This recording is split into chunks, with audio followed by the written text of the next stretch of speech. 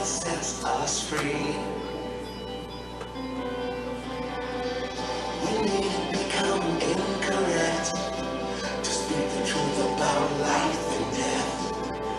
When your life gave us all eternity, even if it gets me convicted, I'll be on my knees with my hands lifted. If certain music gets the law, man, living on my faith in you is bad. Then I'll stay around before you're ready. Saying I believe is alright. Just 'cause I'm gonna give my life. Show the world the love that fills me. Then I wanna be guilty.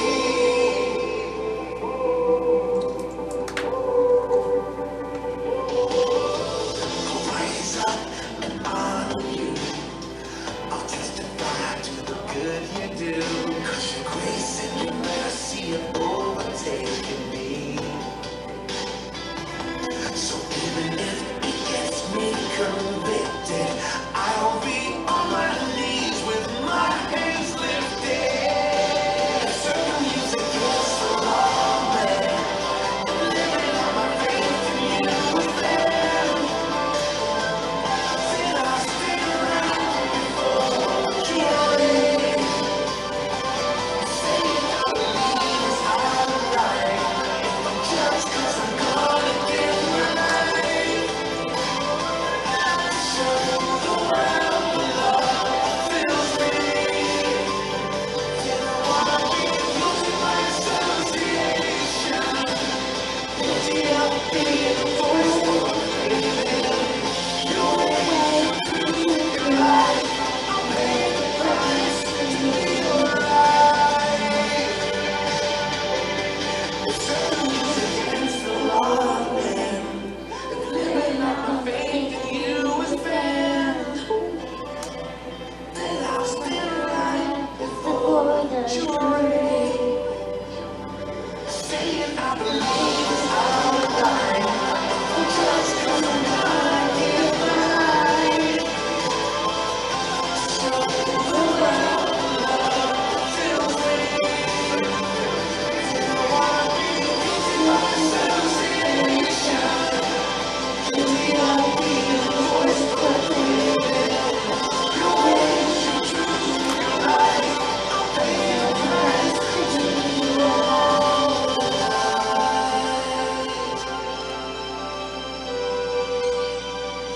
Oh, I wanna be guilty.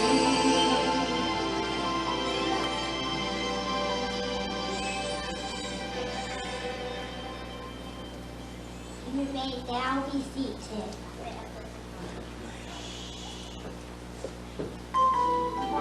Okay.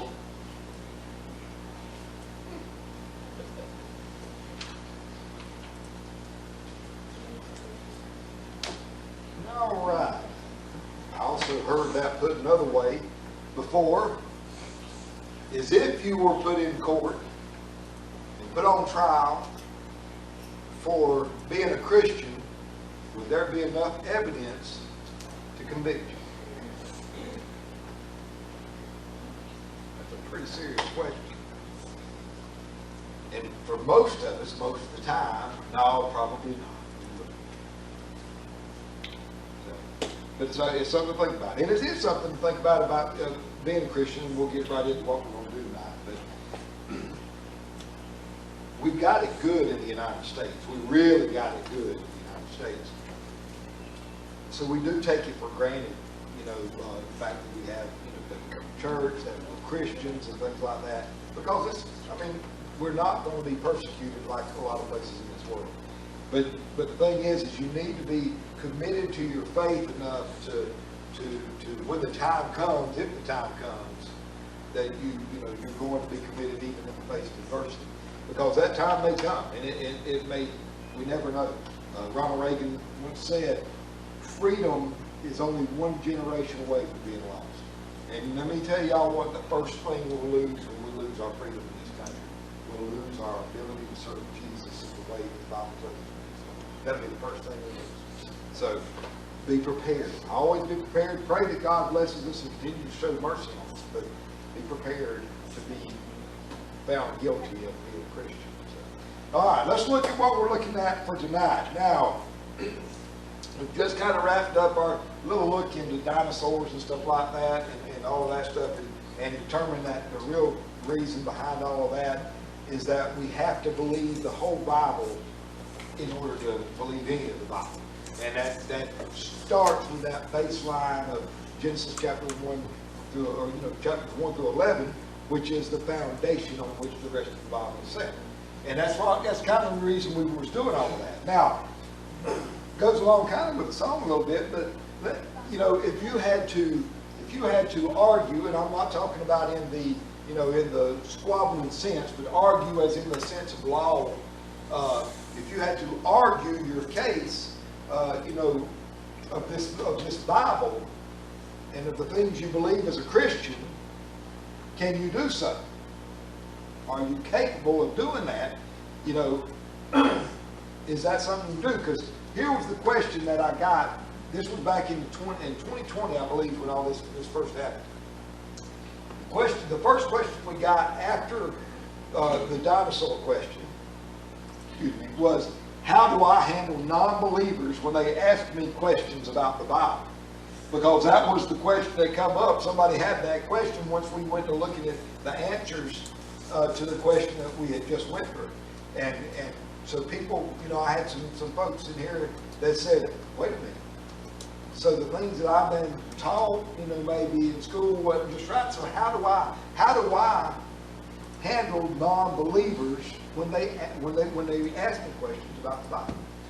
Now, first off, do you know what that's called? Anybody know what it's called when what would you call defending this? No. There's a word. Apologetics.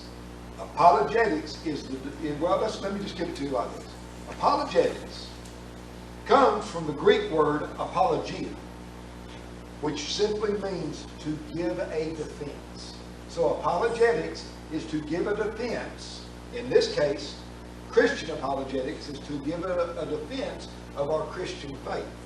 Now, that is what, when you have the question, how do I defend being a Christian to a non-Christian? Well, that's where you will use apologetics. And it's just a nice fancy word for arguing or defending or things like that, and that's what it's called. There's a whole study of it. I mean, if you go to college, for ministry or missionary work or whatever it may be, anything like that, you will have courses in apologetics in that. So you will learn to defend the faith. Now, the first thing that I want to point out, and we may not get through all of this tonight, we're going to stop at a good stopping point. I know people are tired. I'm still pretty tired myself, so we'll find a good stopping point tonight. I mean, I promise it'll be no later than 11:30 or 12 o'clock tonight.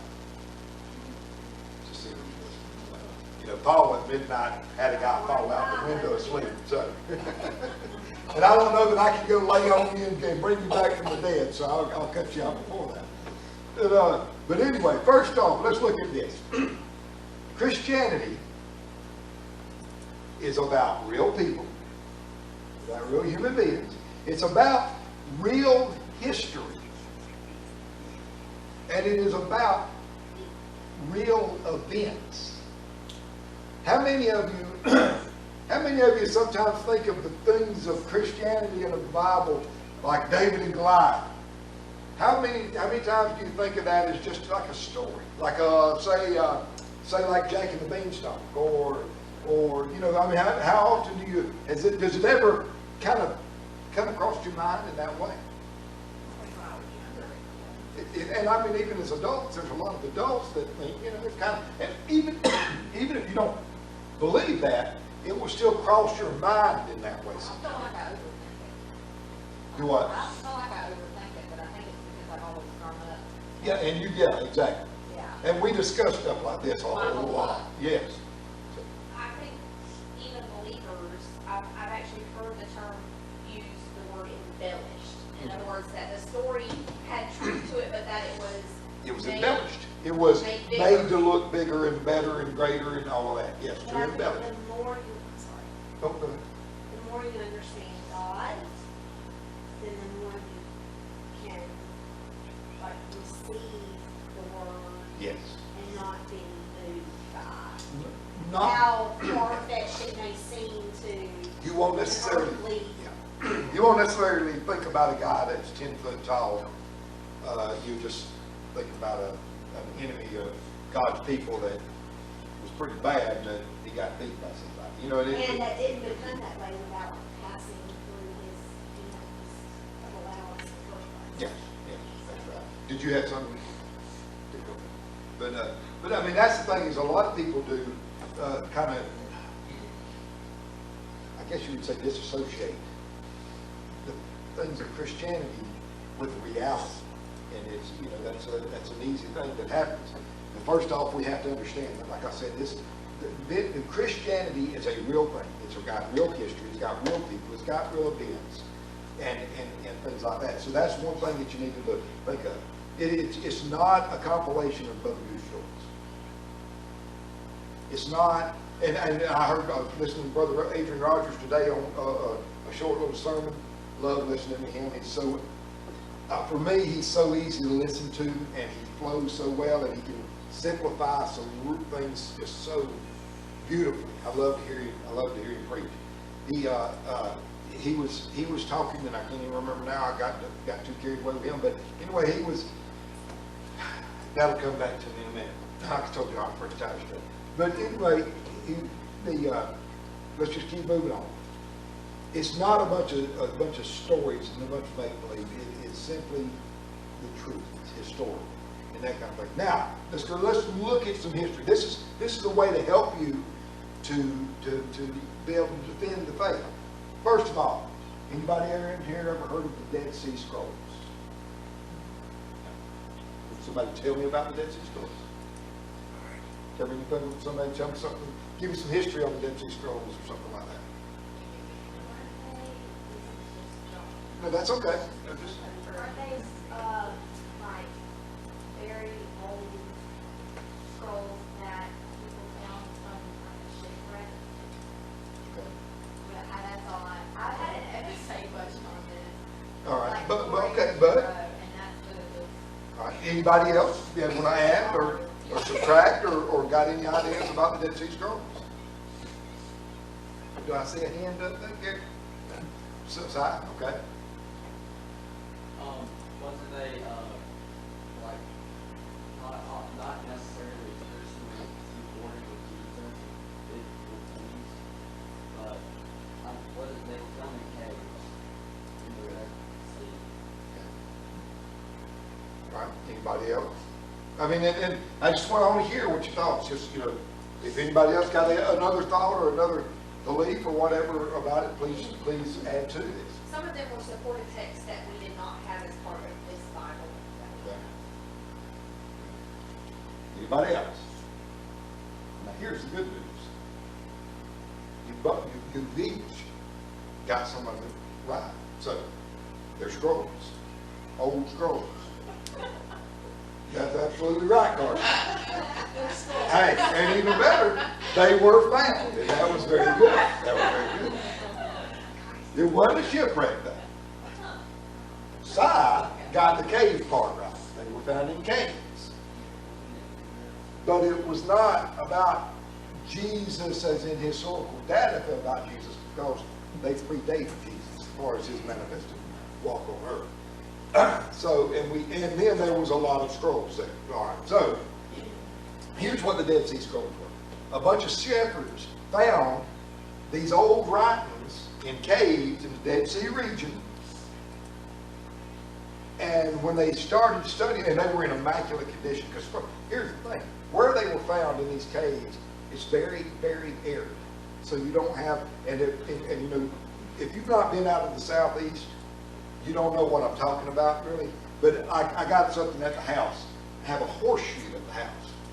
that I found on a fire in Hell's Canyon in Oregon, which is a high country desert. There is no telling how old this horseshoe is because there's actually some rust on it, which is uncommon in that area. Why?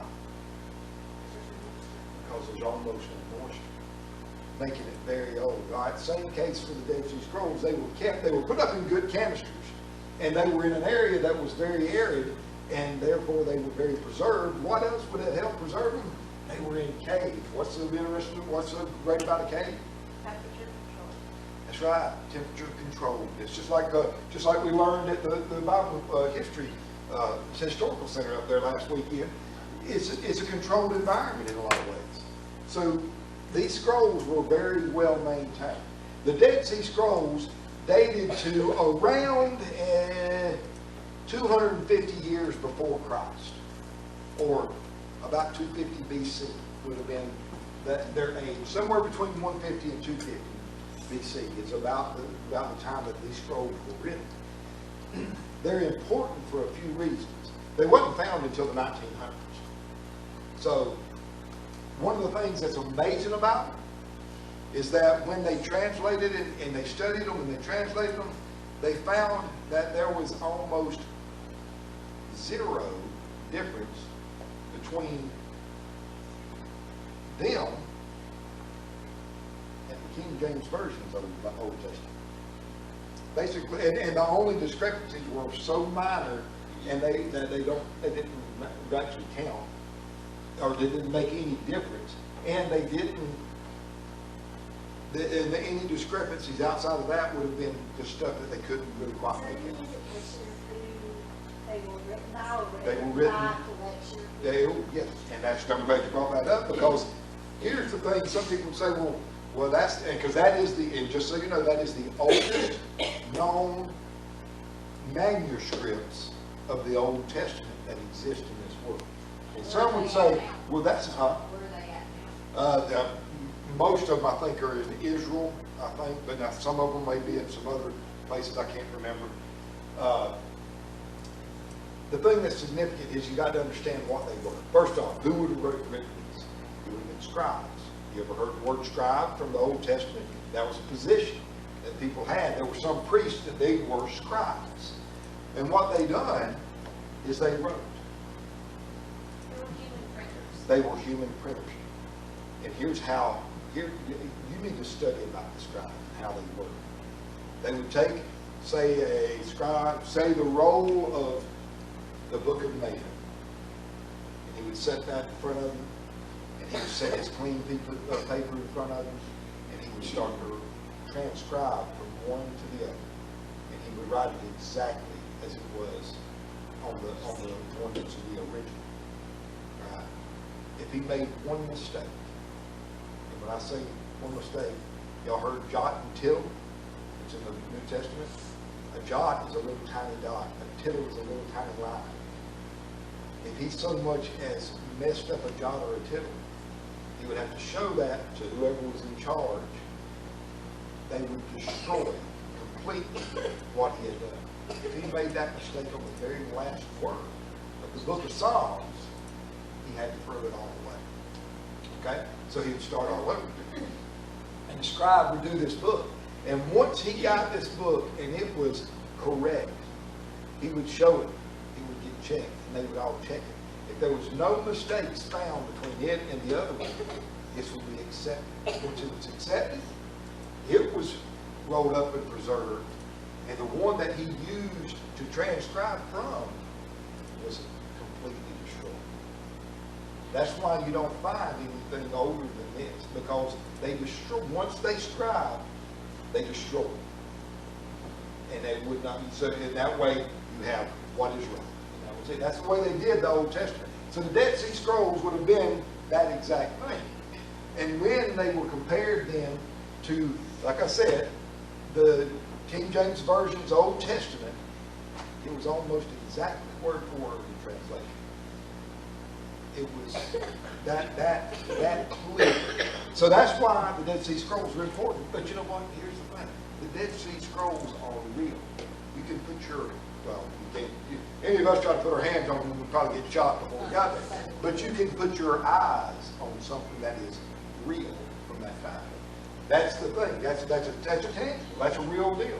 All right, there's some evidence, some backing up. All right. Any of y'all ever heard of the Hittites? Anybody? Huh? Well, he wasn't a Hittite, but actually, What he was, Uriah the Hittite. he was, I can't remember. I don't think it's a Hittite. I think it's something like that. But you might, and you may be right, but the Hittites were a whole other nation. Is why I say that I don't think he was. But he could have been, because he could have been brought in. But I don't think it was a Hittite. I don't remember. You can look that up if you want. All right. Second Samuel. Yeah, Yeah. Second Samuel. 2 Samuel, where do you find about the Hittites? 2 Samuel chapter 7, verse 6. 2 Samuel chapter 7, verse 6, which I don't think I've got it up there, but that's where it talks about the Hittites. Well, the Hittites, and I didn't even bring my, hey, you got your Schofield study Bible with you? Okay, all right. It's in there. It talks about the fact that up until the 20th century, sometime in the 1900s, the Hittites were not known through archaeology whatsoever. There was no evidence they ever existed at all. You said chapter 7? 2 Samuel 7:6 mentions the Hittites. 7. That's chapter 11 is about. Now, as far as Uriah and them, you'd have to go to chapter 11, I believe. Yeah. The Hittites are being talked about in chapter 7 because they've been brought in to make war against Assyria. So there had been no evidence whatsoever in any archaeology. Yeah, I know it's close to that, but it wasn't. I don't think he's a Hittite. But yeah. So, anyways, no archaeological evidence. So they're like, no, this don't exist. It's a bunch of baloney. Well, I can't remember the name of it because I didn't bring this, but it's the Tel El Amari or something like that tablet. It talks about the Hittites. And then they come to find out that there's all kinds of stuff about the Hittites. They were an extremely strong and warrior-like nation. They were prominent somewhere around, I believe, was it around 2000 or 1800 BC, and once again like 1400 to 1200 BC.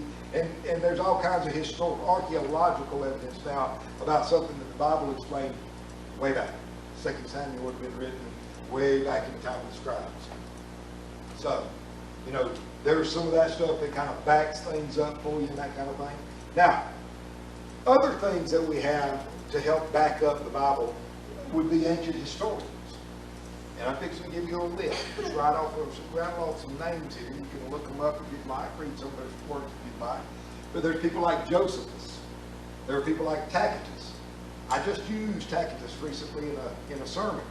What did he describe? Did anybody remember what I quoted him on? I used his writings, the annals of the annals of the Roman Empire, something like that. Yeah, I used it because he describes in detail the fact that Christians were used as their torches, and Christians were put in the Nero's circus and things like that. And it was Tacitus that actually writes that out and lets us know that actually did really happen. So there was Tacitus, there's Jerome, there's Eusebius, there's Clement, there's Julius Africanus, there's Manetho, and then there's the one that y'all all love, Usher, Mr. James Usher. And I'm telling you, if you like to read and you like history, please buy that book and read The Annals of the World by James Usher. It is literally the history of the entire world, not just the biblical history, the history of the world. And it's an amazingly accurate book or work that describes all kinds of things historically. And he used early historians and early church historians and just all of these different ones to help out. But that's just the other thing. And these people have written about so much stuff that kind of gives you that scientific validity that some people are looking for, that helps back up the Bible. First off, know that it's faith. Faith is what we have to believe. You know, we might can prove all kinds of things about this Bible, but we can't really believe it and know it without faith. Faith is what matters. And I've said this numerous times, and I'm going to say it again here because it matters. It's not blind faith. What's the difference? I've said it enough, I think maybe somebody might remember. What's the difference between the faith in creationism and faith in evolution, or Big Bang, or things like that? The faith, evolutionary, all that, is the idea of a lot of it happening the best possible way. The faith in the Bible, God created is that that's right. How do we know? What's the key word?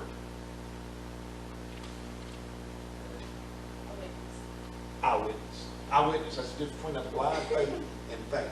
All right. So that's the difference. All right. Hebrews, and we just use this one. Hebrews 11, 11:1 and 11:3. We'll look at those real quick. And Josh, I'm going to be going off of you. I've got a lot of stuff, so I didn't even mark it. But Hebrews 11:1. Now, faith is the substance of things hoped for, the evidence of things not seen. Verse 3 says, through faith we understand that the worlds were framed by the word of God, so that things which are seen were not made of things which do appear. In other words, we have faith in God, a God that we cannot see, a God that we cannot put our hand on, a God that we cannot smell, that we cannot taste, we cannot touch, we cannot verbally hear God. You say, but I thought God talks to us. He does, but it's through the Holy Spirit, it's through the Bible. If God himself actually spoke to us, it would probably kill us. If you read about Daniel, and that was God, basically it was Jesus, it caused Daniel to pass out. And Daniel was a pretty righteous fellow. So we probably couldn't handle all that. So we know what faith is. It's believing in something. Faith is believing in something real being made by something that's not real. That's what faith is. That's what it is. Now, there's two basic principles of apologetics we're fixing to get into those. Now, first off, we've already studied them first.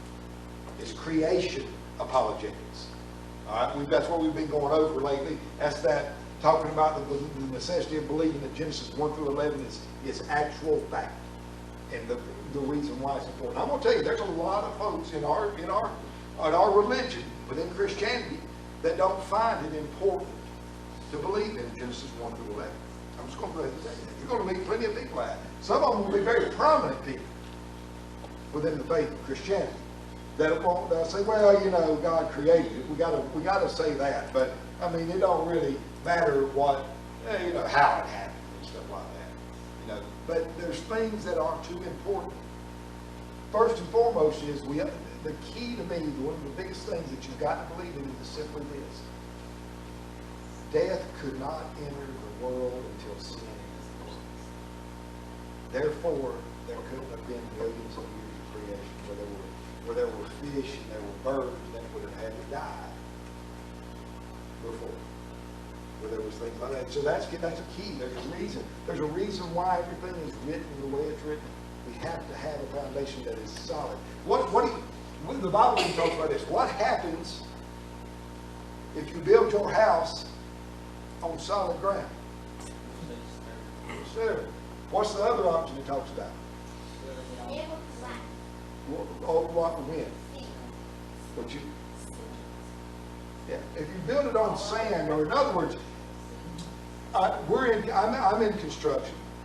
At the time, I'm in concrete, which I can't probably stand concrete, but I like the concept. I like what it is. When we build a house, we go in there, and the first thing we do in most cases is we pour a concrete footer or concrete slab to get a solid foundation. Now those footers we have to do because we have to dig down where there's pressure points of that house. We have to dig down in and make an even bigger hole with steel and concrete in there to give it a solid foundation so it don't fall down. Now if I go out there and I just build this big old house on some dirt, it's going to fall down. I mean, there's nothing to hold it up. Your sand's going to shift. It'll sink, like the song says. Those things are going to happen, and that house is going to shift. That house is going to fall away. This Bible's no different. We don't have a solid foundation for this Bible to rest on. What happens to it? It washes out. Simple as that. You got to have that foundation. So that's why it is so important to trust that Genesis 1 through 11 is historical fact. Period. That's not up for debate. That again, it is the fact. It is the solid foundation on which everything else rests. Yes, ma'am. What? If we're saying Jody built these houses on the beach, would they have lead like that? And Mama said that she doesn't know what it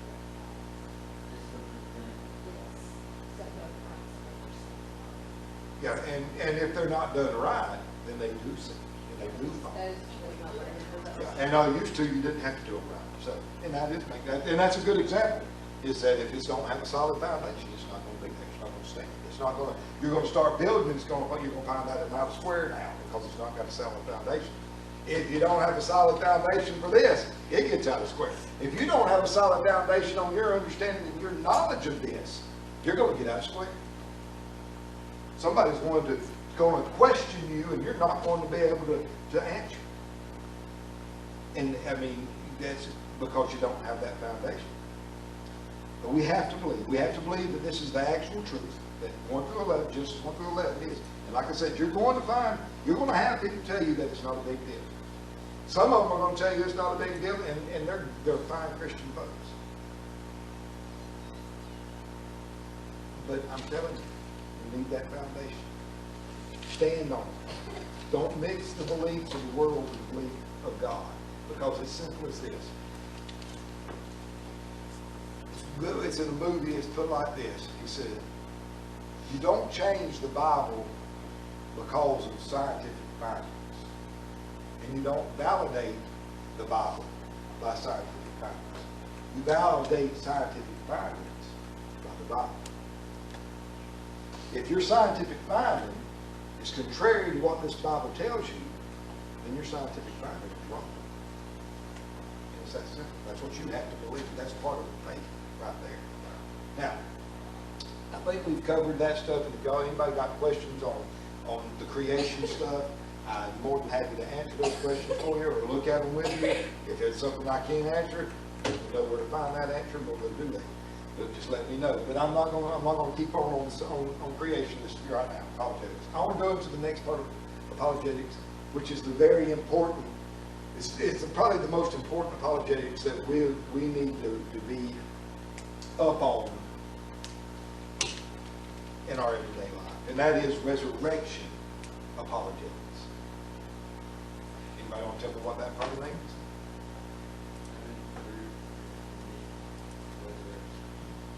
Why is that important?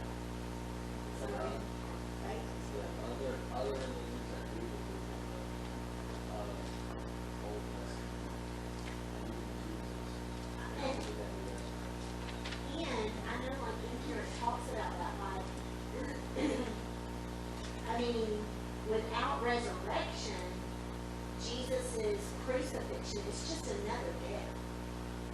The resurrection. What is your Christianity without his resurrection? It's right. It's literally like what you're saying is exactly in here. Basically saying that without the resurrection, it's just, anyway, it's in the New Testament somewhere there. It is. It's probably going to be on our list. I also wanted to say that, I can't remember the lady's name that was our tour guide, but she said, She was awesome. she was incredible. But she said if Jesus had truly died, his bones would be in a bone box, and we don't have that. And that's true. And So- it would have been. It would have been in his. Something And I've never thought of, but. well, and that was, valid. and that's what I love about going to places like that, y'all.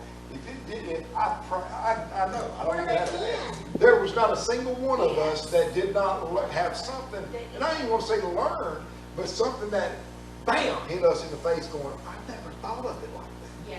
She done a very good job with it. Yes, sir. So you know the bridge, the big round bridge that was there, that we were standing next to when she was dismantling the house? The Oh, refrigerator. yes, yes. That So was that's full of 9 that. feet deep. Uh-huh. That's how tall the life was, and I just realized that. Yeah, but I mean, that's what I'm saying. There's little things like that. I had a question about the bridge, I was thinking about it. Were they up there to solve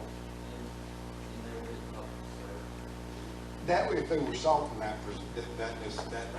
would be, that refrigerator would not necessarily be for salt preservation. You could do that, but you wouldn't necessarily want it to be cool like that for your salt preservation. But did anybody walk down in there? Did you feel the difference in the temperature? Oh, yeah, absolutely. If you didn't walk down in there, you missed it. But you can do that locally. I mean, I know in Jackson County there are caves and caverns everywhere. Walk in the cavern, especially on a hot day. It's awesome to do. Oh, well, I mean, they're on really cold days. It's pretty awesome. I mean, it's literally, she nailed it. I mean, that's something I knew. I mean, that's one of those things that I knew. That underground, and it's like this, we used to know that, and it's something in firefighting too.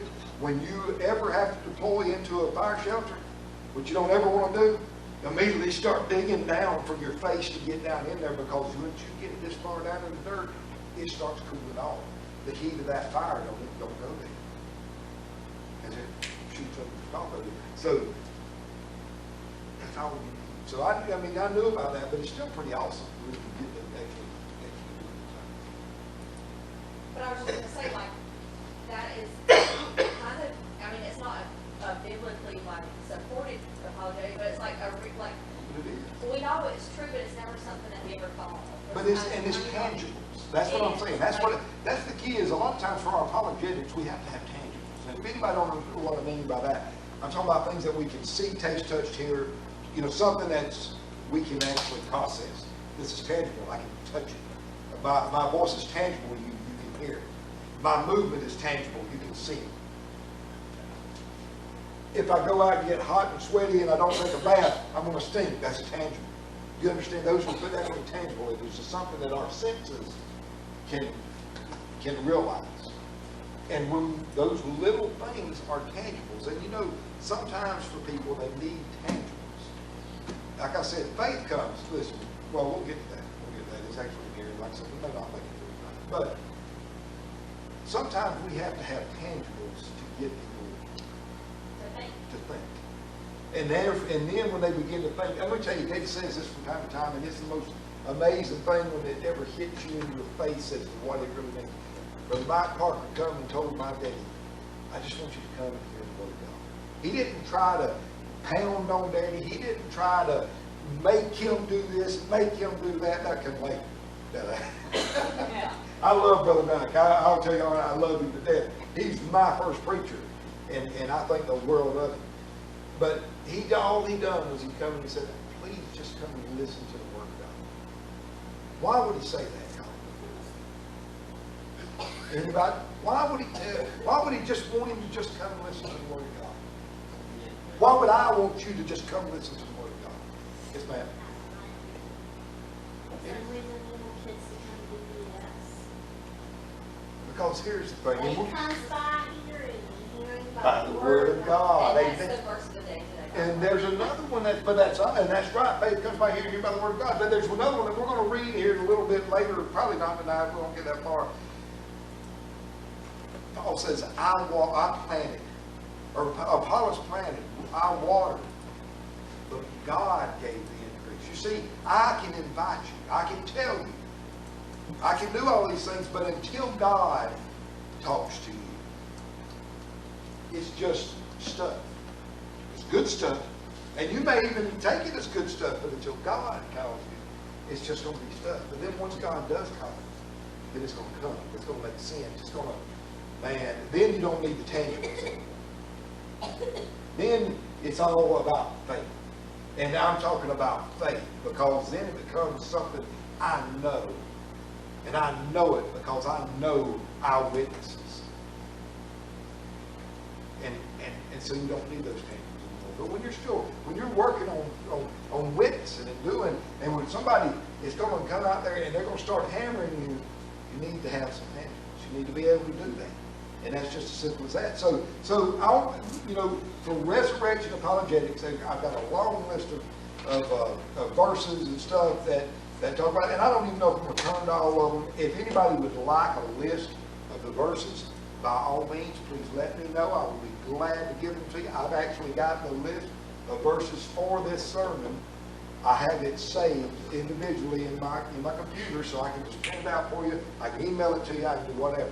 But it is a list of apologetics verses and things like that for resurrection apologetics. So what we'll do is I'm going to read through some of these. We'll see where we get to, and we'll stop here soon. But I want to start off in the Old Testament, and I want you to know this is not a complete list of apologetics verses. This is just some. So we're going to start off in the Old Testament in Isaiah 52, verse 15. And I'm going to read all the way through Isaiah 53:12. I want us to read this. So shall he sprinkle many nations. The kings shall shut their mouths at him. For that which had not been told them shall they see. And that which they had not heard shall they consider. Now I want you to know, when was Isaiah written? Roughly. And I'm not asking you to be perfect. What's a big key here? It was BC, so that means it was before Jesus. We also know that the last book in the Old Testament, Malachi, was written 400 years before Jesus, and Isaiah was before that. If you want to know when Isaiah was written, go look at the first, and he'll tell you which kings he served under as a prophet, and then you can figure that out if you want to. The Bible gives us all that. I said it was before Daniel. Yes, it was, because it was pre-exile. The Bible gives us all of these answers, y'all. But anyway, let's keep reading. So, it goes right on into chapter 53. You can go straight, just skip down to the next one, it'll automatically go. It should. You don't mind, but that's up to us. There you go. All right. Now, who hath believed our report? And to whom is the arm of the Lord revealed? And I'm going to read all of this. Okay? It's like 12 verses. For he shall grow up before him as a tender plant, and as a root out of the dry ground. He hath no form nor comeliness. And when we shall see him, there is no beauty that we should desire him. Or in other words, this guy that they're describing is not some flashy, good-looking guy that's going to be stepping out and standing out in the crowd. He is despised and rejected of men, a man of sorrows and acquainted with grief. And we hid, as it were, our faces from him. He was despised, and we esteemed him not. Surely he hath borne our griefs and carried our sorrows. Yet we did esteem him stricken, smitten of God, and afflicted. But he was wounded for our transgressions. He was bruised for our iniquities. The chastisement of our peace was upon him, and with his stripes we are healed. All we like sheep have gone astray. We have turned every one to his own way, and the Lord hath laid on him the iniquity of us all.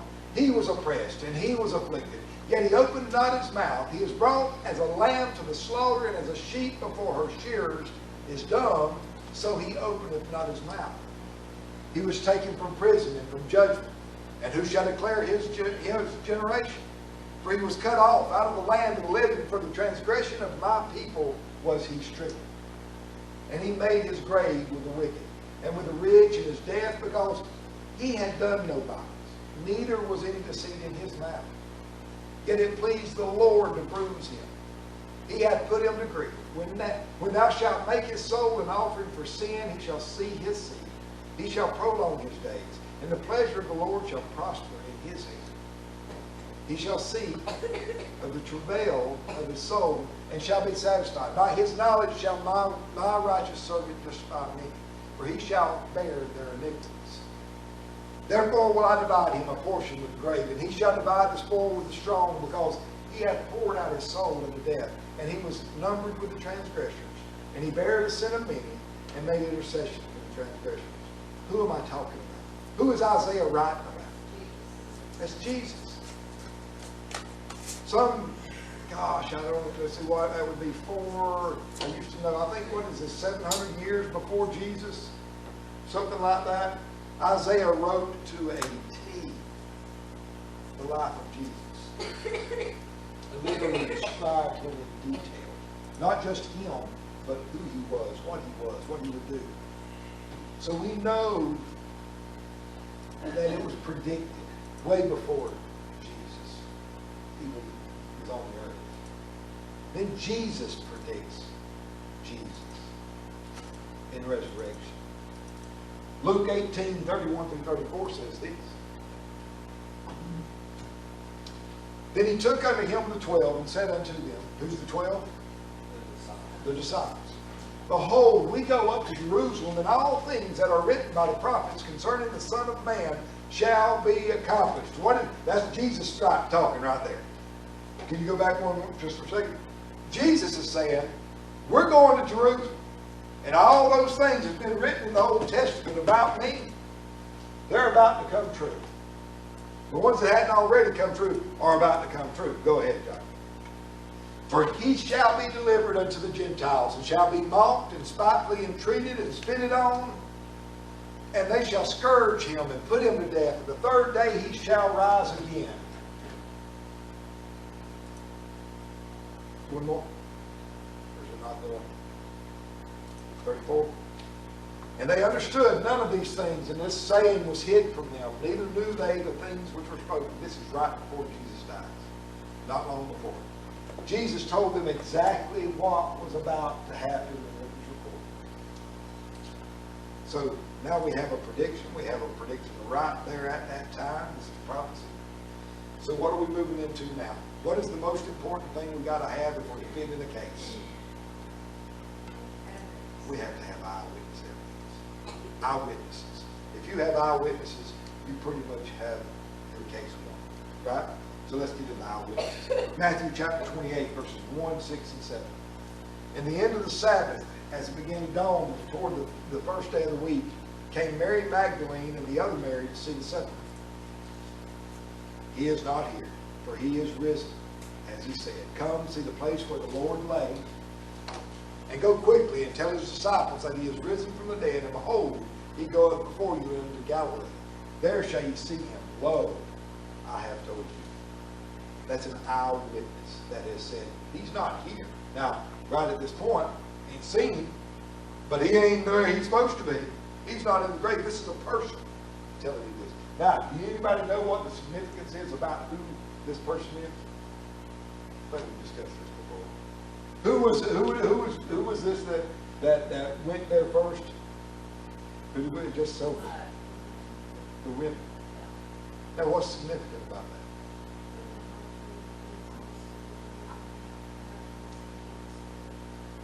At that time, women were not given the credit of being a witness. They couldn't. They were not allowed to be a witness. It had to be a man. So, why were the first people that Jesus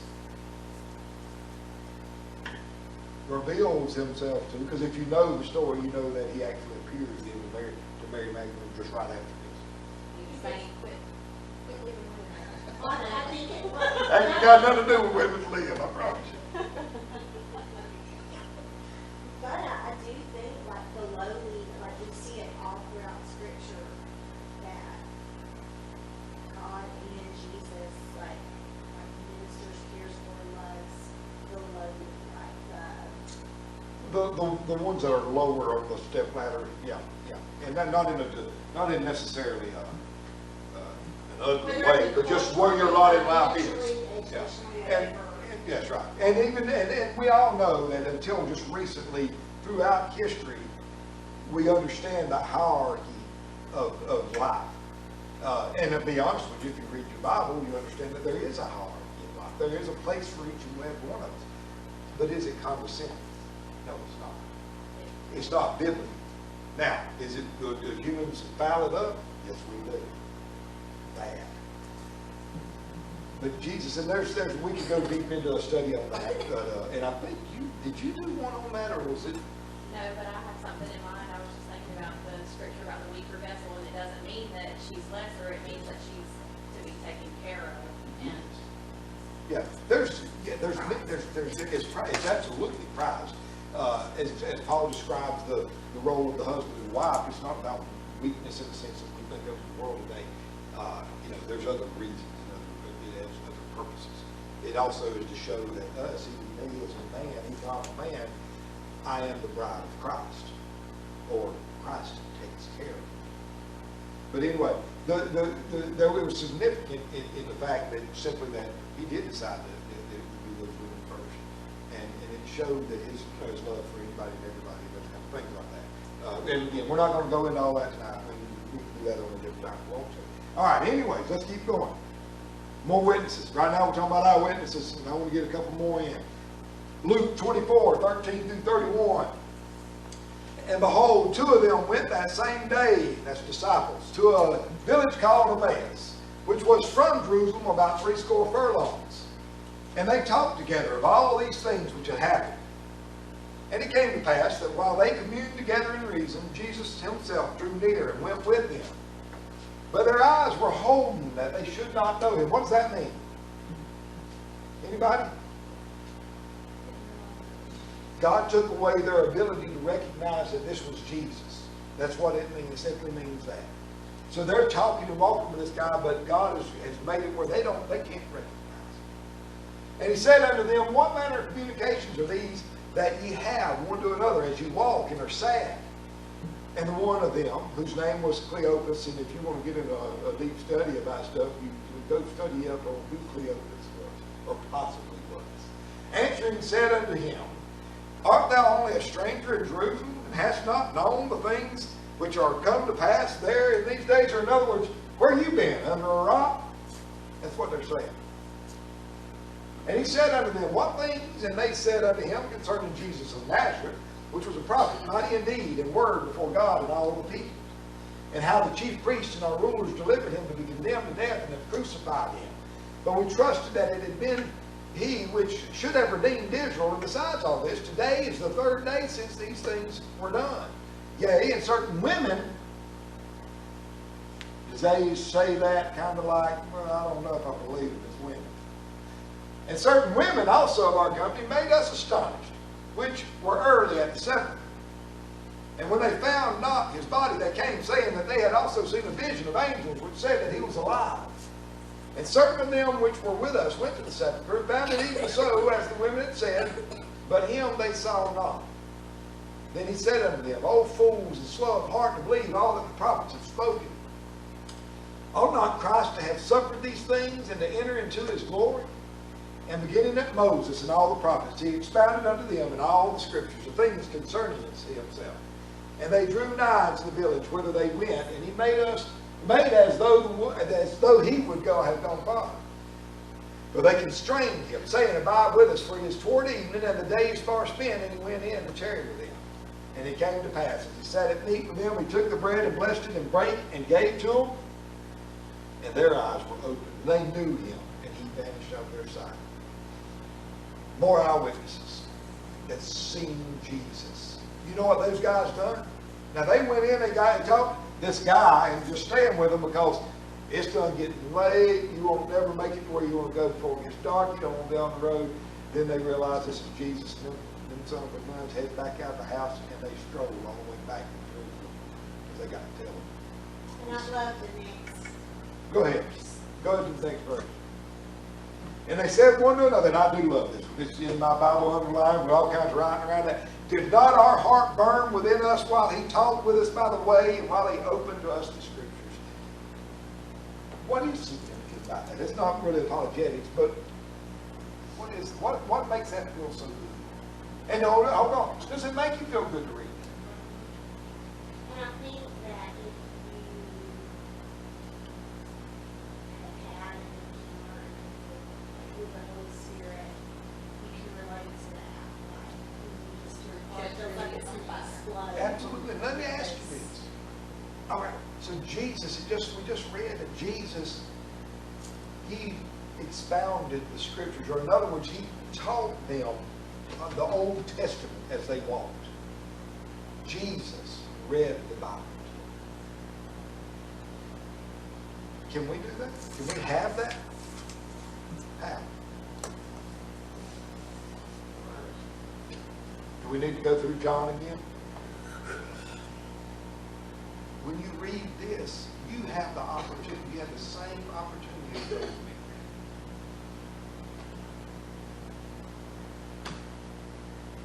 That's exciting. And believe me, when that happens, and it does happen, it's so wonderful when you just get that,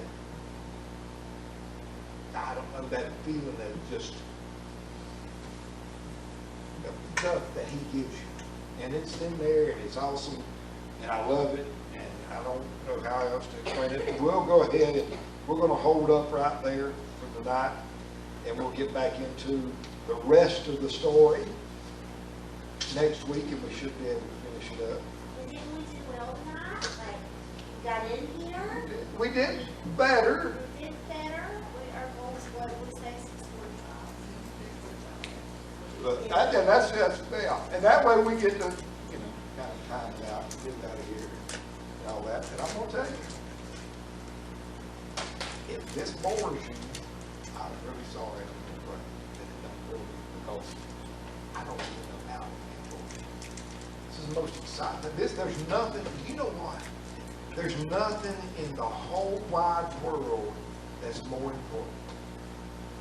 You say, well, I don't know now, I've got to work and make a living. What Job say?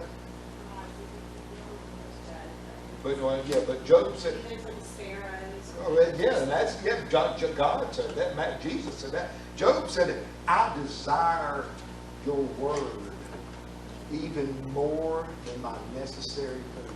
Necessary food, not a snack, is the food that makes him live from day to day. I would rather have this. And you should, and it's that good, and it will fill you. If my spirit's filled, how can I be empty? And that's all in here. Well, I wanted to say, when you first started, you made mention of like when Daniel was in the presence of Jesus, that he fainted in pre-incarnation. Right. But also in that same scripture, he says, the men who were with me could not see him, but they ran away in terror. And so like that, what we were just talking about, how they could feel that Yes. spirit about Something Jesus. spooky. There was something, but there was something that Theophilus and that other disciple recognized in him, even though they didn't They didn't recognize him, but yeah. some that here felt that presence, like even non-believers or those who cannot see it, I think, would have that ability to feel the presence. Absolutely. And then isn't it interesting, the reaction of believers versus non-believers Yeah. Absolutely. to that presence? And you want to know something else? Some it's scary and they will remember others, like you're saying, it makes my heart burn. I had a cousin, I got a cousin, I hadn't seen him in years now, but he come to church here with me one time. He was young. Now, he grew up in a home where they didn't go to church at all, nothing. Brother Donnie Redmond was sitting about right there where Carrie's at. And those of you that knew Brother Donnie Redmond know that when he got to praying, or it got getting good to him, and then he'd slap that old, well, back then it was the chairs that had an arm, and he'd slap it. And he'd, well, I look up and pray, and my cousin got sick. So I walk out the door, and I kid y'all not, he was down there about as far as I could see down the road, running. And he was heading back to Paulson, and there ain't no lie. Danny boy. He ran, and y'all, he lived on Government Street. Well, his grandmother lived on Government Street in the middle of Foster Leon. He ran. We would have been 10 or 12 years old probably when that happened. And he ran from this church all the way, and I mean, didn't stop. Ran all the way home. And I got moved there to check him. We went and checked, you know, on, and he just flat told me, he said, there's something weird about that. He said, I can't handle that. Where is he Last of them, Missouri. But he, you know, so there's a different reaction. Absolutely. Now, he ran from God.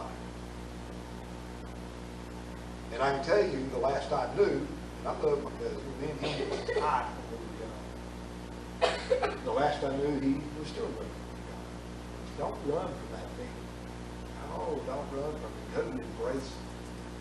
I mean, do that. But I'm going to tell you another one thing, and we'll get wrapped up. Another thing that's significant in the difference between believers and non-believers and the way they act. And when I say that, I don't want to think, because there's some that, you know, some of those people that don't mature. I'm talking about believers, and I'm talking about non-believers. Go encounter someone on their deathbed. Go encounter that with a non-believer. I mean, a non-believer. Somebody you know is not a believer that will proclaim they're not a believer. And then go to the deathbed someone that is a believer. I'm not going to tell you about what it's like. I encourage everyone to try to have that in account. You say, oh, why would I want to do it? I'm telling you, you need to see the difference between hope and no hope. That's what it is. That's the moment of truth, as they say. Look up the famous last words of dying atheists. There's some, by God, by God. There's some amazing statements made by some very profound atheists at that moment. I encourage you to look that kind of stuff up. Read that stuff. Do all of that stuff. I mean, this stuff is available to all of us. You know, and then it's just, I mean, that's going to be your most profound moments, is those moments. Brother Gerald's got a good testimony on that atheist in the moment of death. Somebody that he encountered, that just, as we just said, at that moment, he cried out to God. Because internally, we all know there is a creator. Whether we believe in him or whether we accept him for who he is, we all know. But the problem is some of us don't care. And that's the problem. All right, any questions or comments or statements or anything for tonight before we get on out of here? We'll pick this back up next week.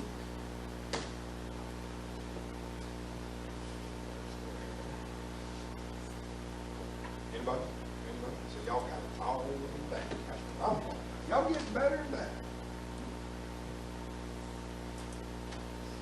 All right then.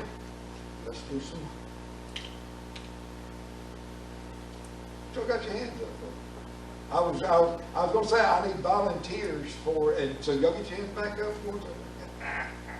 All right, come on with them. Go ahead, Si. You got the floor. The Emerson family.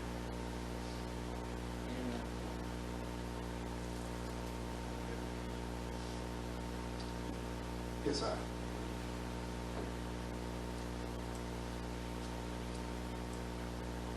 Yes, ma'am.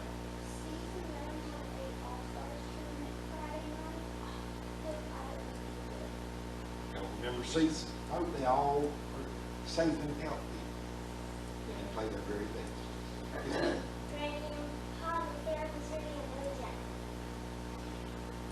Very good. Yes, ma'am.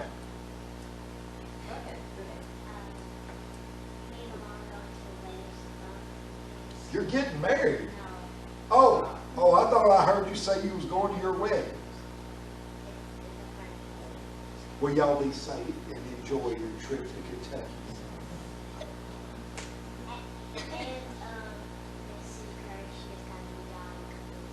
Oh boy, yep, we better remember. And the dog.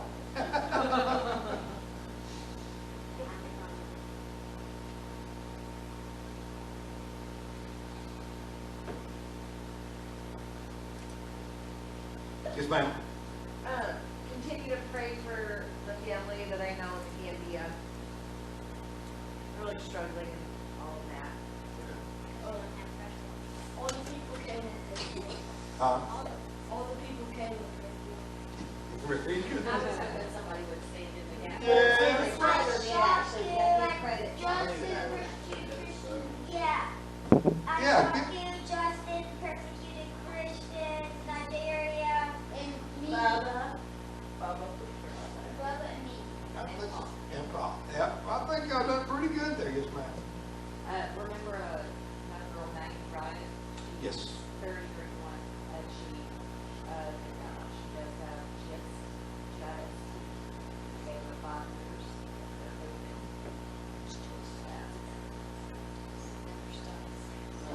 Yeah, it started with her for like a year. She was just having some pain there, and as long as she thought she had pulled a muscle, and basically just kind of ignored it. Thinking it was nothing, Right. and then had really severe pains in the ER, and then it's over, and they said that she had what they assumed was cancer in her stomach. Right.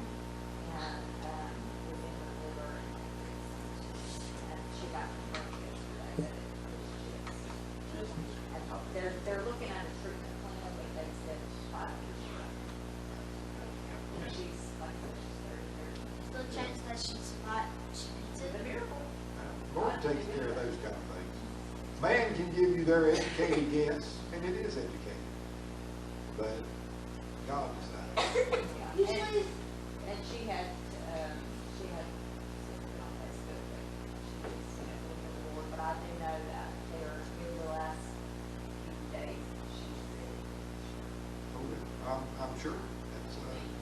It's a whole lot to take in at such a young age. They even let her come home because she was struggling so hard trying to help her kids come home. Usually when the doctor's like, God did it, she's did it. Well, that's So what? It is the Lord, yes, Corey. My brother said, What's wrong?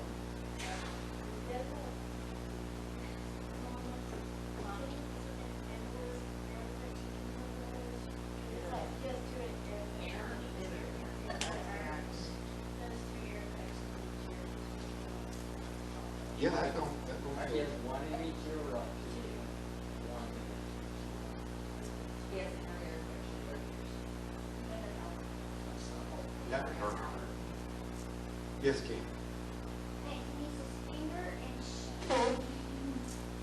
And what? You know, if anybody don't know about it, Emily took the bath with niece. Yeah. So she'll probably be acting a little bit better around here. She's not gonna have anything to do. Smashing them and beating them and everything else. Yes, of course.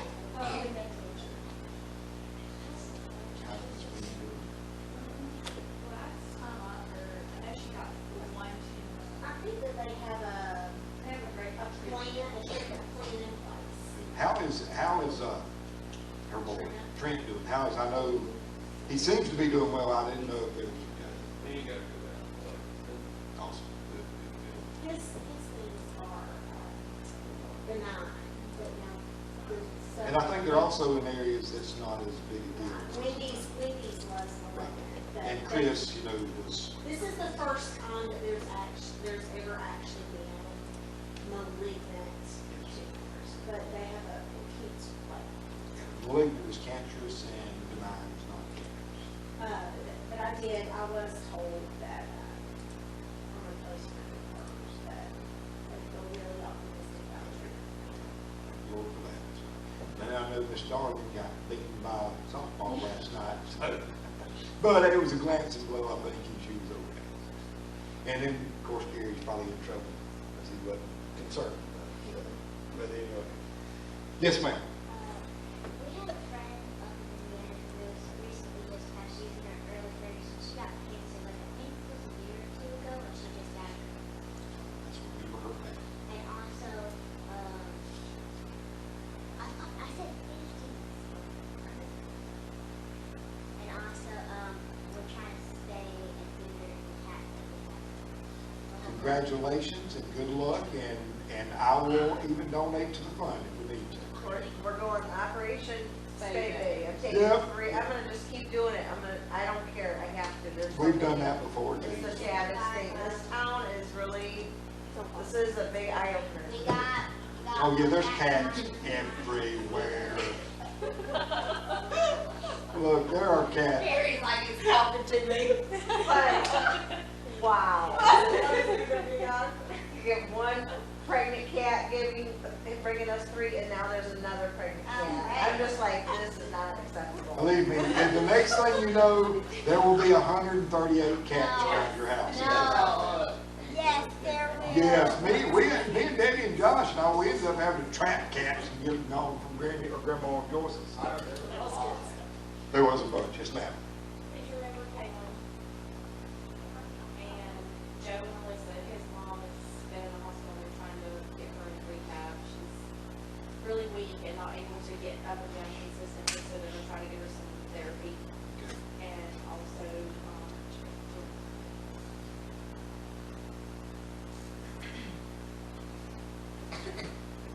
Anybody else?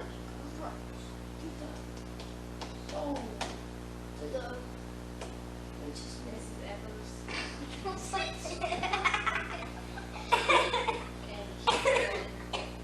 How is, last I heard, he was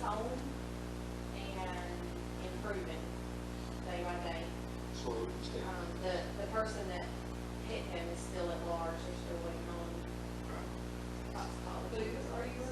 Kent Green? Kent Green. And James is here.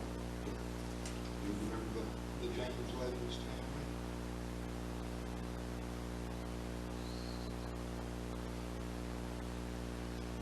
What if just a saying? I saw him at a basketball game. Right. He's walking, he had a big cast on the plate. Where it goes. Yeah. Like, he's moving.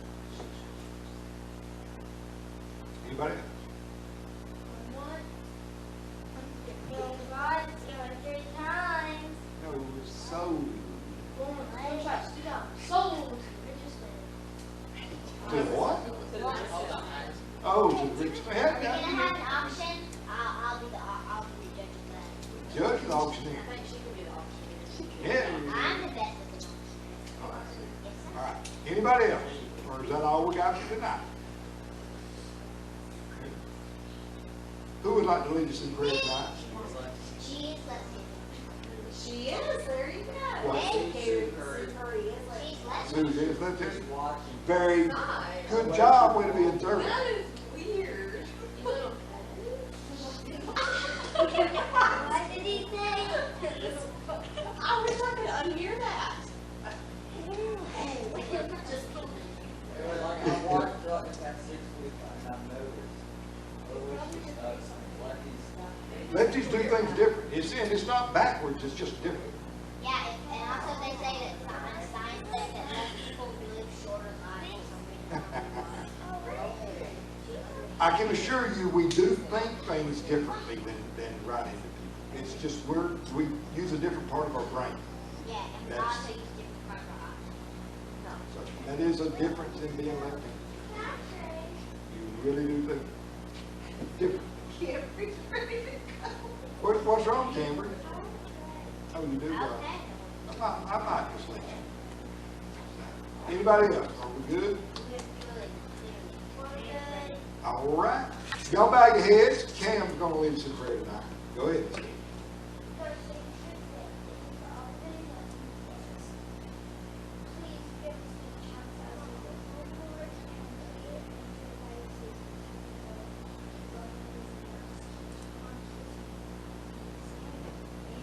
Amen. All right. Oh, I forgot to mention, if you've got any